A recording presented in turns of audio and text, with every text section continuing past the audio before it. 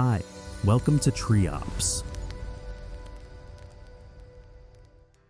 It's 3 p.m. and you've just remembered something important. That report, the one you've been putting off, is due tomorrow. You sit up. This is it. I have to do it now. You open your laptop, take a deep breath, and then your mind starts talking. Let me just check my phone first.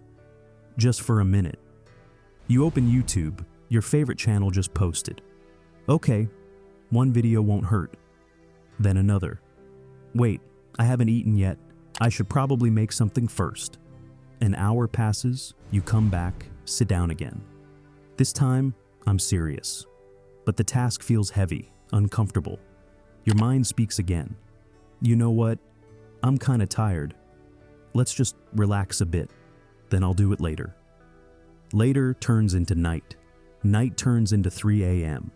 And now you're lying in bed, after hours of scrolling, binge watching, avoiding, thinking to yourself, why did I do that again? And the worst part? You wake up the next day and do the exact same thing. This is the cycle of procrastination. And if we're honest, we've all been there. But here's the question. Why do we keep doing this? Why do we avoid the very things we know will improve our lives and choose things that clearly take us further away from our goals? At first glance, it looks like laziness, but it's not. Procrastination is the act of unnecessarily delaying or postponing something, despite knowing that there could be negative consequences for doing so. It's your brain choosing what feels good now over what's good later. Your brain is wired to seek easy tasks, fun activities, and instant rewards, and avoid effort, discomfort, and uncertainty.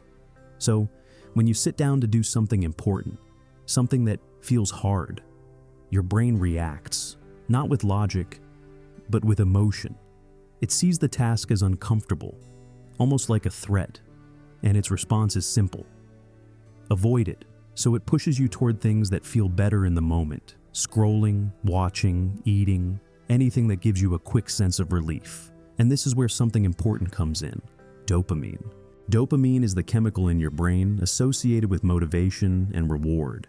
Every time you do something enjoyable, like scrolling social media, watching videos, or consuming entertainment, your brain gets a small dopamine hit. And the more you do it, the more your brain starts to crave it.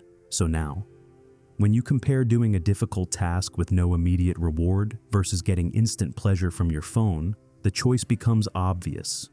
Your brain chooses the easy win over and over again. It's like having a monkey in your brain, a restless, impulsive monkey. It jumps from one thing to another, always chasing what's easy, what's interesting, what feels good right now. So, the moment something feels difficult, it pulls you away, to your phone, to entertainment, to anything that feels easier, and unless you control it, that monkey will run your entire day. And slowly, the meaningful work starts to feel boring, heavy, and even painful. But this isn't just theory. The year is 1972. Inside a room at Stanford University, a psychologist named Walter Mischel runs a simple experiment. A group of children are brought in. One at a time, each child is seated at a table and placed in front of them a marshmallow. They're given a choice. You can eat this marshmallow now, or if you wait 15 minutes, you'll get 2. Then the researcher leaves the room. And what happens next is fascinating. Some children eat it immediately, no hesitation. Others try to resist. They cover their eyes, turn away, fidget in their seats. You can almost see the battle happening inside their minds. A few manage to wait. 15 minutes later, they get the second marshmallow. Simple experiment. But here's where it gets interesting. Years later, researchers followed these children into adulthood, and they found a pattern. The ones who were able to wait, who practiced delayed gratification, tended to perform better in life. Better focus, better self-control, better outcomes overall. And the ones who couldn't wait, they were more likely to struggle with impulsive behavior, including procrastination. Now here's the problem. People will tell you, just be disciplined. Just force yourself to do it. But that rarely works, because you're fighting your brain's natural design. Your brain is built for survival. It prefers comfort, safety, familiarity. So when something feels difficult or uncertain, it treats it like a threat. and its instinct is to protect you by avoiding it. That's why forcing yourself too hard often backfires. You burn out. You resist even more, and the cycle continues. So instead of fighting your brain, you need to work with it. Here are a few things that actually help. First, change your environment.